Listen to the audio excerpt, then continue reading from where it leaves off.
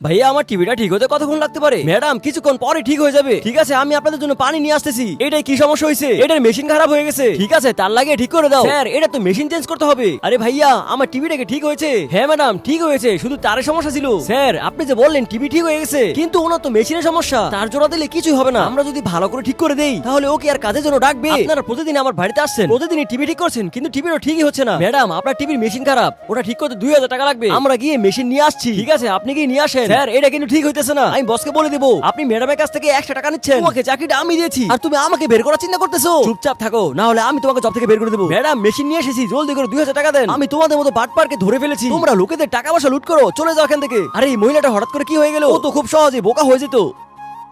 আপনি এত জলদি কি করে আসলেন? আপনারা তো মেশিন আনতে গিয়েছেন। ম্যাডাম আপনি লোকটার কাছ থেকে সার্ভিস করাবেন না, কারণ ও আপনার কাছ থেকে টাকা খাওয়ার চেষ্টা করতেছে। তাহলে আপনি আমাকে আগে কেন বলেননি? আমার বাচ্চা অসুস্থ, এই জন্য আমার চাকরিটা করতে হইতেছে। যদি আপনাকে বলে দিতাম তাহলে তারা আমাকে জব থেকে বের করে দিত। বন্ধুরা কখনো কারোর সাথে খারাপ করতে নেই, বরং ভালো কিছুই করতে হয়।